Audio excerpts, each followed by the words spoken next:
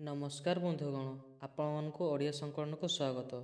आज आम आपण चाणक्य द्वारा कहुवा वचन वर्णित चाणक्य नीति ग्रंथ अनुଯାयी आपण को एक कार्य संपर्क में जनवाई चाहूँ जहाँ आपण बिना लाजरे जदि थरे करदे ते आपण अनेक दिन आशा इच्छा सफल हेबो एवं आपण जीवन में सब प्रकार सुख सुविधा को हासिल करने। प्रथमटी होउची शारीरिक संबंध समय कौन भी प्रेमी जोड़ी को यह भूल करने उचित नुहे।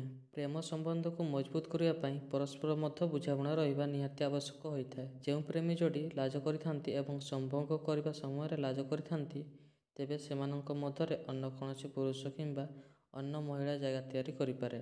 तेणु संबंध रखिबा समय केबे मध्य लाज करंतु नाही। निश्चिंत होई स्वामी स्त्री उभयंकर भितर लीन हो जावा सह भल पाइबा उचित।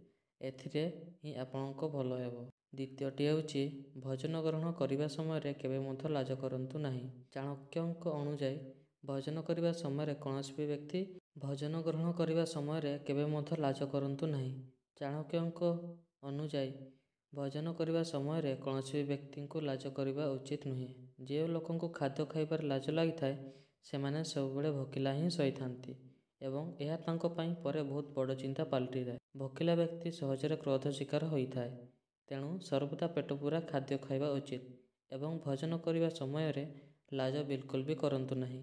यह व्यतीत भोजन समय लाज करने भोजनर अपमान बोली मान जाए। तृतीयटी हेउछि गुरुंको ठारू ज्ञान ग्रहण करने समय किंबा अन्य कौन ज्ञानी व्यक्ति। तृतीयटी हेउछि गुरुंको ठारू ज्ञान ग्रहण करने समय किंबा अन्य कौन ज्ञानी व्यक्ति ठारू ज्ञान ग्रहण करने समय केबे मध्य लाज करंतु नहीं।